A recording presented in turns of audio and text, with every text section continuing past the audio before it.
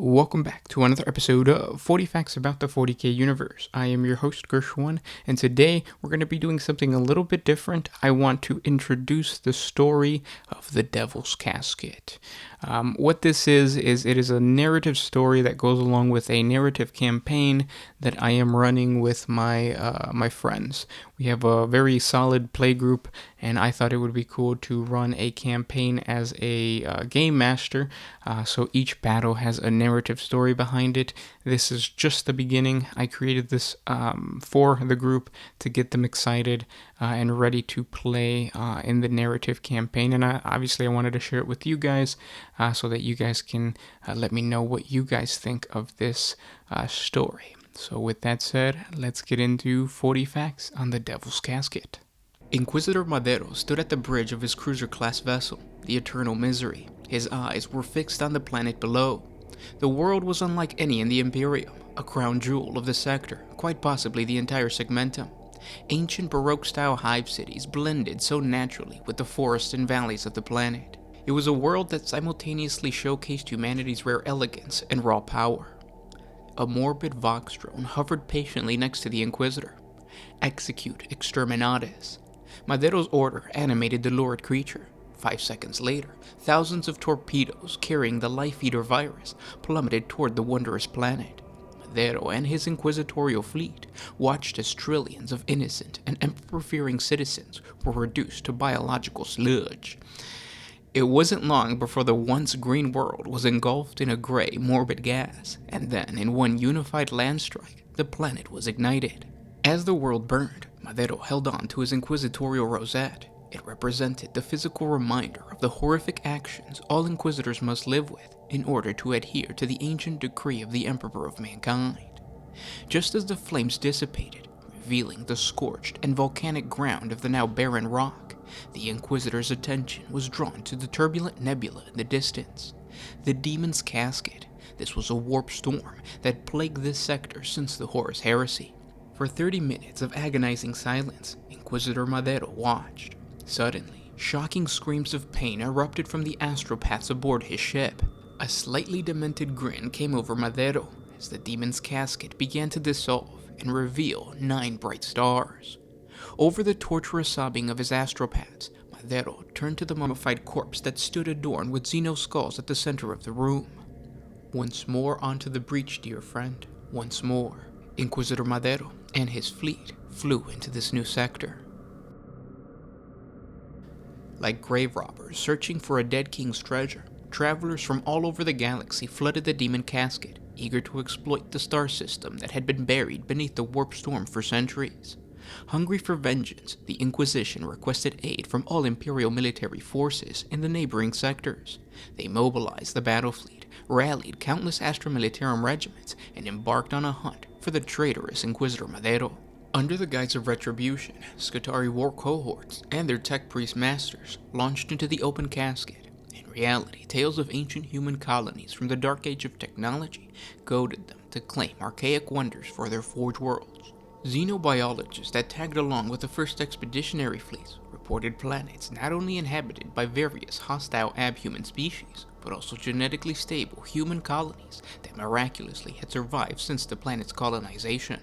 Drawn by the isolated, primitive, and vulnerable populations of these planets, the Dark Eldar were eager to draw millions of feral captives screaming into their infernal realm of Kamara to be demoralized beyond a sane man's imagination. On the other hand, their craft-world brethren cared little of the Monkai population or the resource-rich planets, but instead were pulled to the Demon's Casket by an ancient oath. It was their duty to stand vigil over the subsector, for slumbering underneath the ground laid an ancient web of Necron core worlds. Fearing not only that the inevitable squabbling of the foolish races would awaken the ancient evil, the Eldari knew that other Necron lords from all over the galaxy would attempt to usurp the slumbering lord and bolster their own dynasties with his armies. Although the warp storm had completely lifted from the Devil's Casket, many sanctioned psychers were still plagued by nightmares once they entered the system. Their eyes would bleed as they begged ghostly demon engines for mercy. Whether these were visions of future attacks or warnings from the forces of chaos was not certain. What they did know was that the Chaos Gods would attempt to take back their subsector.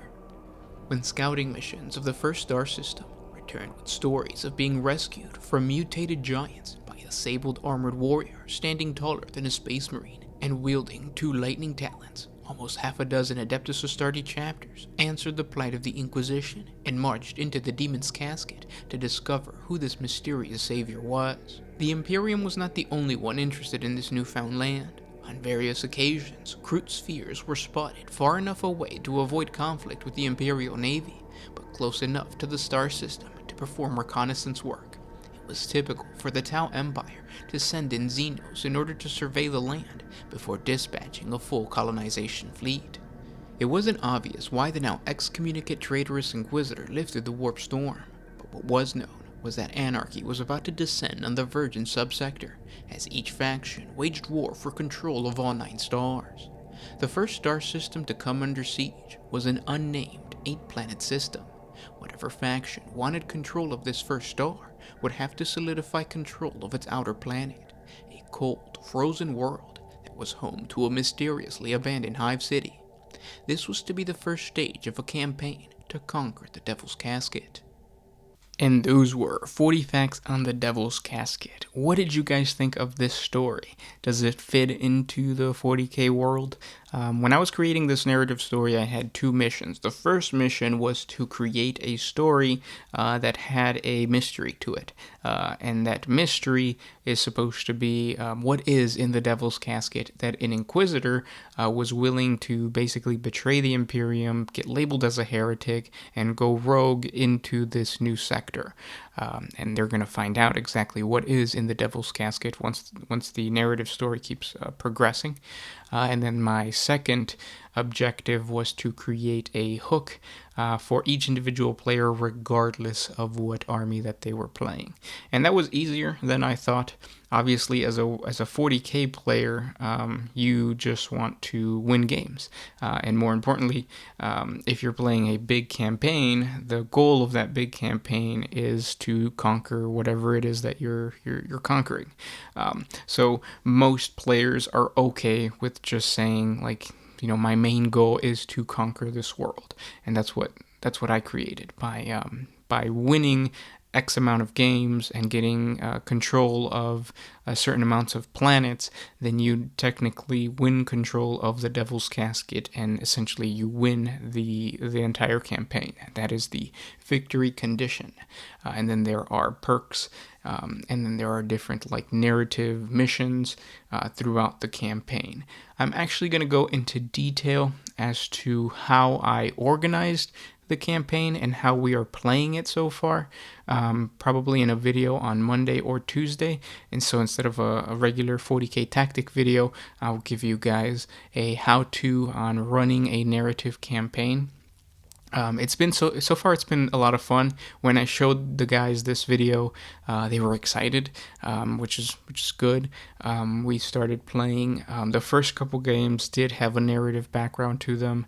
After that, I kind of got lazy, and we were just playing games with no narrative missions or anything like that. But that's the thing about 40K campaigns. I think most players, unlike Dungeons and Dragons or another role-playing game, they come into 40K because they want to roll dice, they want to win games. So it's a little bit more relaxed when it comes to the narrative aspect of a campaign. And I'll talk more about that on Monday and Tuesday when I give you guys the how-to video. And yeah. Let me know what you guys thought of this story, and also if you've ran a narrative campaign in the past, how did you guys do it? I'm curious to know. I used it's like a Games Workshop box set. I forget what it's called. It's like you're conquering a hive city. So I used the template. I used that as a template to create my campaign, and we'll talk more about it later. But yeah. Can't wait to hear what you guys think in the comments section, and thanks for watching. This was Gershwan with One Mind Syndicate signing out.